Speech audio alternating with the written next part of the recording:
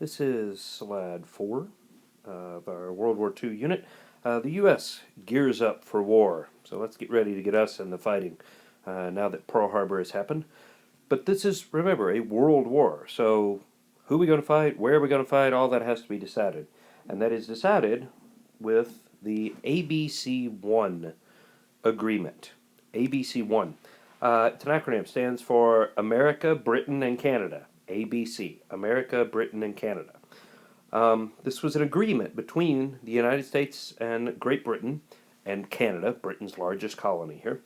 An agreement to address Europe first, then the Pacific, with the thought that even though Japan attacked us, Germany and Hitler are the bigger threat.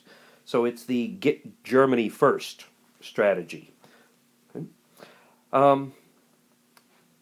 Now, we have a problem here at home. This is another one of those not so bright and shining moments in our history. Okay? And it involves Executive Order 9066, signed by President Roosevelt. Executive Order 9066 establishes internment camps, or prison camps, concentration camps, okay? For Japanese Americans.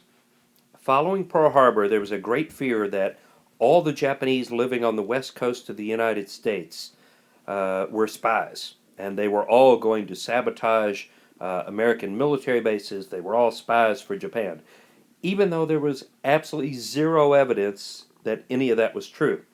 The United States rounded up about a little over 110,000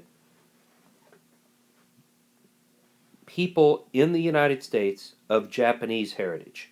Over 110,000 were rounded up and sent to internment camps or prison camps. The United States built 10 camps in 7 different states, many of them in the Midwest and mainly western United States. I think Arkansas was as far east as they went. Everything was west of there. But 10 camps were built to house these 110,000 Japanese Americans. Two-thirds of those that were locked up were what were called Nisei, Nisei. You see on the screen there, Nisei. Right? These are American citizens born in the United States. They just happen to have Japanese heritage in them. But these are American citizens that are locked up in prison camps without a trial, without any evidence to support they'd done anything wrong. Okay? They were under guard. These were prison camps. They had, gun towers every couple hundred yards, barbed wire surrounding the camps.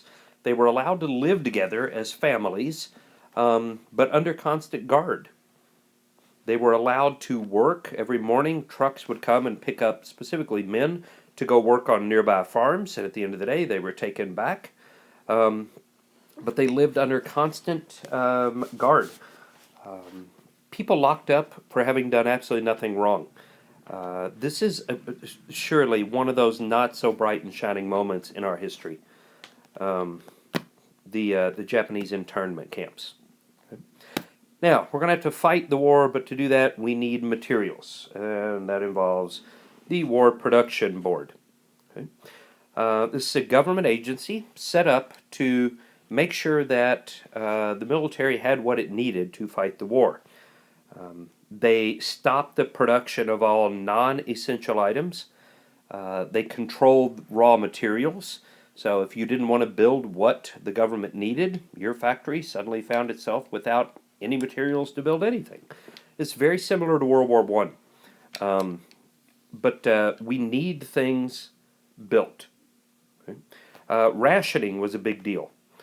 People were only allowed to buy so much gas. People were only allowed to buy so much food. because our allies needed a lot and the military needed a lot. So rationing was a huge deal, part of the War Production Board's effort to make sure that the military had what it needed. Now, they controlled sort of the factories and the owners. On the worker side of things, we had the NWLB, stands for National War Labor Board. National War Labor Board. And they are working with the workers of the country.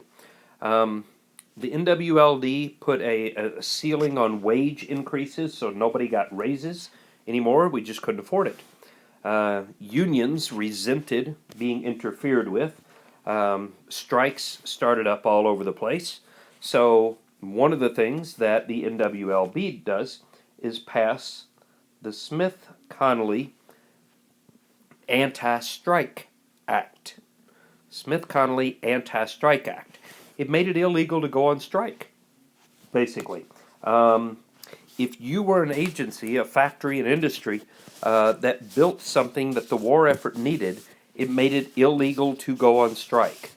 And if your factory could not build what it was supposed to, this law gave the federal government the power to take over the factory. So if the factory wasn't building tanks or planes or guns or bullets or uniforms or parachutes or whatever it needed, if the factory wasn't building what was needed to be built, the government had the authority to come in and take over the factory. And they did in two industries, coal and railroads. Coal was not being mined to run the factories. The railroads stopped running because of strikes, so the government said, fine, we'll run them. And the federal government took over the coal and railroad industries. Okay. Now, we needed workers on the farms. A lot of farmers had gone off to fight in the war. Right? A lot of farmers. We need lots of workers. So where are we going to get them? We're going to import them. Immigrants called braceros. Braceros. Right? These are Mexican agricultural workers. Immigrants brought in to the United States to work on the farms in the West. These are Mexican immigrants brought in to work on the farms in the West. And this program will go on for over 20 years, as you see up here in the top right-hand corner of your slide. Los Braceros, the Braceros program. Farmers working in the West, Mexican immigrants. Right? Do a very good job. Raise lots of food. Thanks to new technology, new fertilizers, record amounts of food is grown. Thanks in large part to the Braceros.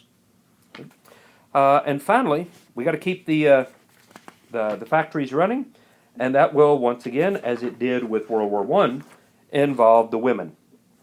Rosie the Riveter and the iconic poster here, "We Can Do It," represents the women working in the factories.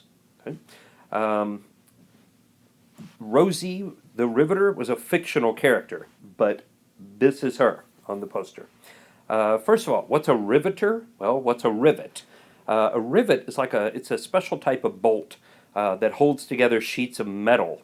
So when you think about a ship or a plane or a tank, where the seam is, where two pieces of steel or metal come together, it has that line of dots.